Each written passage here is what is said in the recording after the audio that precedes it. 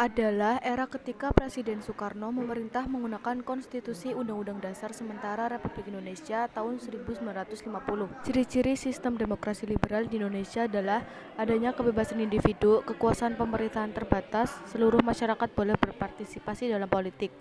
Contoh demokrasi liberal adalah pemberontakan PKI Madiun pada tahun 1948. Peristiwa Madiun 1948 adalah sebuah konflik antara pemerintah Republik Indonesia dan kelompok oposisi sayap kiri yaitu Front Demokrasi Rakyat selama Revolusi Nasional Indonesia. Front Demokrasi Rakyat terdiri atas Partai Komunis Indonesia, Partai Sosialis, Partai Buruh Indonesia, SOPSI, dan Pesindo. Konflik ini dimulai pada tanggal 18 September 1948 di Madiun, Jawa Timur, dan berakhir 3 bulan kemudian ketika sebagian besar pemimpin dan anggota FDR ditahan dan dieksekusi oleh pasukan TNI. Terima kasih, Bu.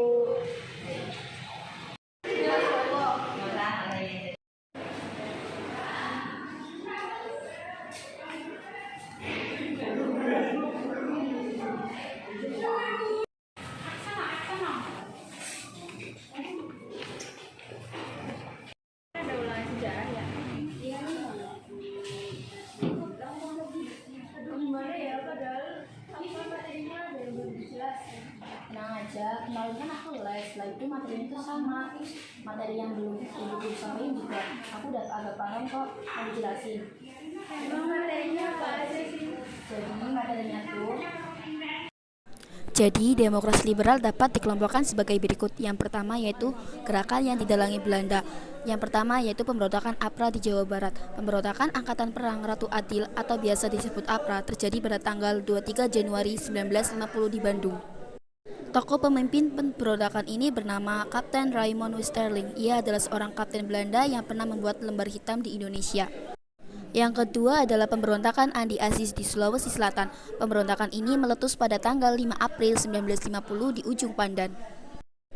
Tokoh pemberontakan ini bernama Andi Aziz. Tujuan pemberontakan tersebut adalah menolak masuknya APRIS dan TNI ke Sulawesi Selatan dengan membentuk pasukan bebas. Yang ketiga yaitu pemberontakan Republik Maluku Selatan. Di Maluku pada tanggal 25 April 1950 di Ambon diproklamasikan berdirinya Republik Maluku Selatan. Tujuannya ingin memisahkan diri dari Negara Kesatuan Republik Indonesia. Tokoh gerakan ini bernama Dr. Christian Robert Steren Somokil.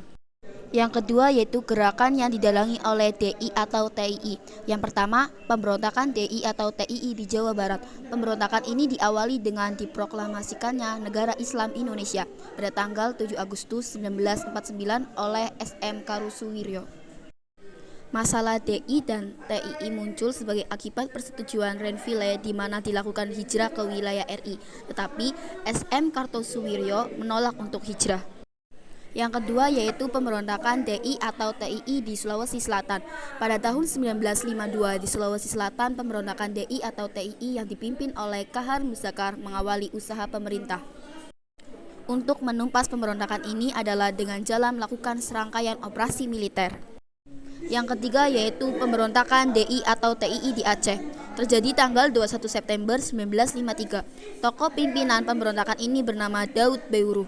Tujuannya ingin bergabung dengan Negara Islam Indonesia pimpinan SM Kartosuwiryo.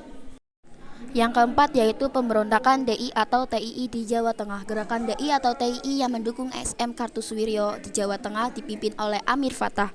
Gerakan ini sempat menjadi kuat karena mendapat dukungan dari Batalion 426 yang ikut bergabung bersama gerakan tersebut.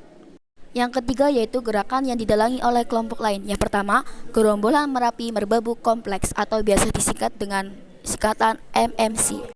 Gerombolan yang menamakan dirinya Merapi Merbabu Kompleks ini bergerak di daerah Jawa Tengah.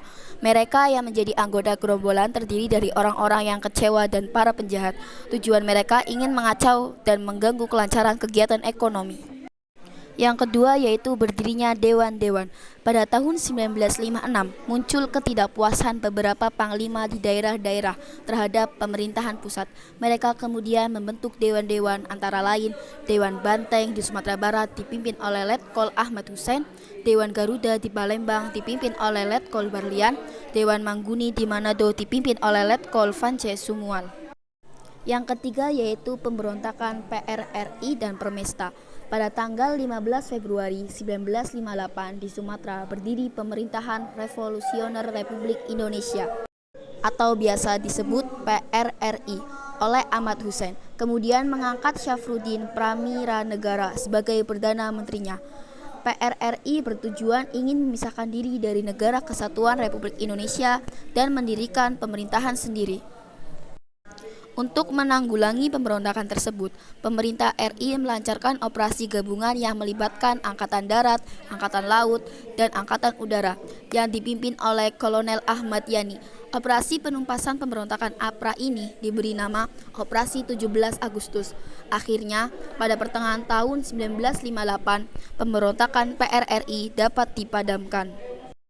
Pada 17 Februari 1958, Kolonel DJ Somba mengeluarkan pernyataan bahwa wilayah Sulawesi Utara dan Tengah memutuskan hubungan dengan pemerintahan pusat dan mendukung PRRI. Kemudian membentuk gerakan Piagam Perjuangan Semesta yang biasa disebut Permesta.